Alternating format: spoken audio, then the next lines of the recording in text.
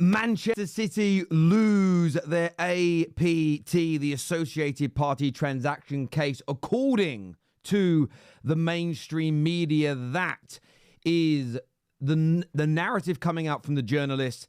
That is the notes that are coming down from the Premier League. You can see here from the Times, the Premier League clubs vote through the Associated Party rule amendments.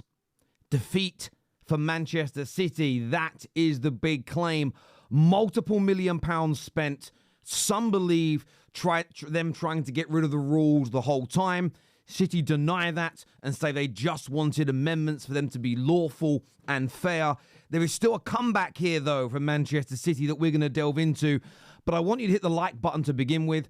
How do you think this is going to impact the Premier League? Of course, Aston Villa siding with them, but Wolverhampton Wanderers, Everton, who were also on the side of Manchester City in this debate, they have switched. They have defected, essentially, to the other side of this coin and sided with the Premier League and the majority of the members. The new APT amendments will go through. Give us your thoughts, give us your feelings and your opinions below. The Premier League statement says as followed. At the Premier League shareholders meeting today, clubs approved changes to the league's Associated Party Transaction rules. The amendments to the rules address the findings in the arbitration tribunal following a legal challenge by Manchester City to the APT system earlier this year. The Premier League has conducted a detailed consultation with clubs, informed by multiple opinions from experts, independent legal counsel, to draft the rule changes that address the amendments required. So just to remind you, Man City challenged 25 points of the APT rules. They sued the Premier League under 25 different areas. The tribunal agreed with the Premier League in 23 of them and sided with Manchester City in 2. The Premier League is stating that they have taken the information from the tribunal, what the legal expert has said, what was deemed unlawful. They have made the amendments to be lawful and will apply them to, essentially, to the other 23 points. Manchester City are still pushing for there to be no vote. They didn't win that case. And for the APT rules, this is according to the sources and the information coming out. This isn't my opinion, before some of you cry and clip me up, that they want it pushed away. Let's continue with the statement. It says this relates to integrating the assessment of the shareholder loans, the approval of some of the amendments made by the ATP rules earlier this year, and the changes to be processed by which relevant information from the league data bank is shared with clubs' advisors. The purpose of the ATP rules is to ensure clubs are not able to benefit from commercial deals or reductions in costs that are not at fair market value. By virtue of relationships with associated parties, these rules were introduced to provide a robust mechanism to safeguard financial stability, integrity, and competitive balance in the league. And I know that final statement is going to trigger people.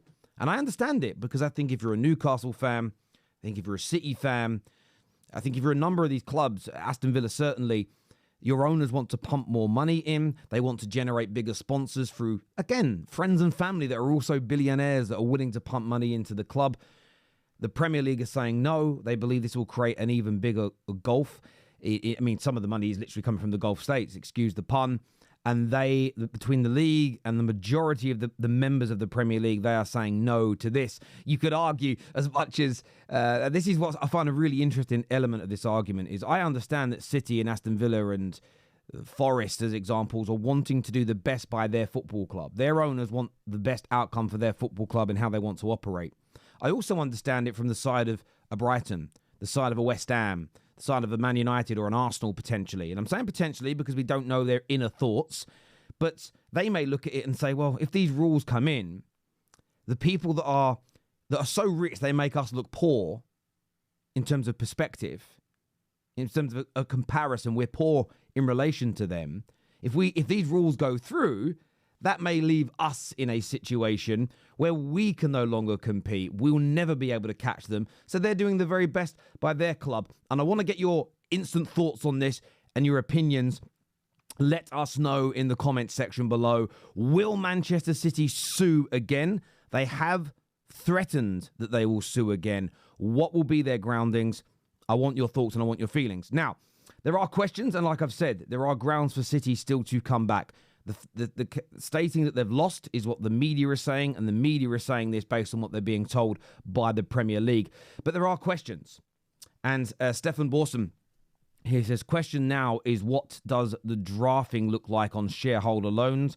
How it applies to how it applies retrospectively or not, and what interest rates are applied to deem fair market value. And of course, a number of clubs have these shareholder loans. What they're allowed to do with them, is there going to be retrospective punishment? What will the interest rates look like? This could impact a number of teams. And it also goes into, Stefan also says that Everton had no choice but to support this vote. Even though they were initially against it, they will need the proposed votes, the proposed rules in respect to the shareholders' loans to not apply historically. So essentially alluding to the fact that Everton have switched sides because they want to be in good favour with the Premier League, because they want to make sure as best they can the shareholder situation doesn't come back to bite them in the butt. But this is why I've seen fans from different clubs all kind of siding on this, like United fans and Arsenal. Yeah, let's get them. I've seen a lot of Everton fans. Oh, come on, City, Blue Cartel. At the end of the day, whether we like hearing this or not, the one thing I agree with in this is that I don't think Man United have voted for the better interest of any other club. I don't think Brighton have voted for the better interest of any other club or league integrity. Every club votes for what is best for them. The same as City, the same as Newcastle, the same as Aston Villa. This is the situation here as I see it. A bit like when most people vote politically. Most decisions you make in your life, a lot of the time, let's be very honest, people make what is the best decision for them. Either financially, emotionally, morally. It doesn't matter which of these things motivates you the most. That is what you make your decision based on. And what's really interesting here is that City, of course, in their case, their suing of the Premier League, they pushed for the shareholder loans to be seen as essentially an associated party transaction. So when you had Everton fans siding with City, City weren't worried about the outcome of this for Everton. They were worried about the outcome of this for them, Manchester City. So with City winning the initial court case, as many people viewed it, as City still see it, it's now led to Everton having to switch sides because the outcome has ended up damaging them. And this is why I think, as much as I think there are times where tribalism needs to be dropped, and I mean that when it comes to the PGMOL and the referee conversations we had, when it comes to this situation, let us not pretend that each and every single one of our clubs has voted for our best interests. Which is also why I push back against the argument of, but Newcastle and City's owners are just ambitious. I think a lot of the club's owners, not all of them, the Glazers definitely weren't, Hicks and Gillette definitely were not.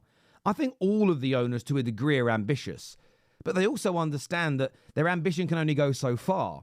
When there are owners in the Premier League, people in the Premier League who are so rich, they could buy some of our owners 1,000 times over and still have hundreds of billions of pounds left in the bank. They have to be strategic about it. A little bit like, if it was The Weakest Link on TV, and you get to about 2/3 of the way through the game, and then people start voting strategically. They start trying to vote off the strongest person, not the weakest, because they've built up a big pot of money, but they don't want to go up against the best quizzer. They don't want to go up against the most knowledgeable person. So they start to vote in unison to get rid of the strongest person, so therefore they all then have a chance. It's just strategy, in my opinion. That's not defending the clubs that have voted this in. The same as I'm not condemning Manchester City. I get why they're pushing for this. But the final question I want to pose to you all today is, have they lost, Manchester City? Have they lost? I totally agree with Stefan Borson and with some City fans that have said this, that there's still notes to come down, there's still determinations to come down from the tribunal. Do the new amendments match up with what's being said? I would be flabbergasted and just embarrassed by association to the Premier League should they put these new amendments through and then they still not be legal. If the amendments are not legal, we know 23 of the 25 points were lawful, but if the amendments are still illegal or unlawful, I don't know what probably is the better phrase for it, people at the Premier League need sacking. All the heads need to go. If they are all lawful, then it does appear that Manchester City have lost their case. It appears more and more that City do want these rules to be taken away. I think publicly they state that they're okay for there to be checks and balances. But I think in an ideal world, Manchester City, Nottingham Forest, Aston Villa, Newcastle probably wanted the APT rules to be watered down or non-existent. I understand why. I'm not against their rationale for why, so please don't misconstrue that. But have they lost? It appears, based on what we're reading today, that they may have. I want to get your views. I want to get your opinions. How do you think, and what's really interesting as well, when they were deemed to have won this case against the Premier League a few short weeks ago, the narrative was, that probably means they're going to win the 115 case now as well.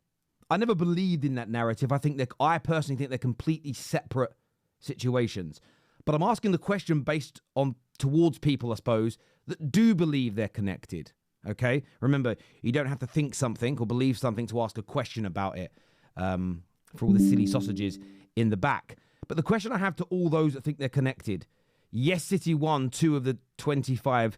They won in 2 of the 25 elements of the tribunal and legal case against the Premier League. But the rules remain in place. Slight amendments have been made. There'll be no massive associated party sponsorship deals seemingly with what's gone on. How do you now feel about the 115 cases? Do you feel more confident if that's indeed how you look at this? Or do you still feel that Manchester City will come out triumphant in that, innocent in that? What is your thoughts? What is your feelings? City fans, I do hope you watch this video and don't see this as an attack against your football club. That isn't how I view it. That's not my motivation in any way, shape or form. I understand entirely what you're pushing for and why you're doing it. Equally, I understand why West Ham and Brighton and Southampton and Man United and Arsenal are pushing and voting in the way they are. It also makes sense. This is survival of the fittest. This is strategy to ensure that everybody's strategy to ensure that the rules best suit them. It's predominantly how things operate in life, sport, business, whatever it may be that you're in. As ever, though, I want your thoughts, feelings, and opinions on this in the comments section below. Take care. Goodbye. God bless. And we'll see you all again soon. Peace.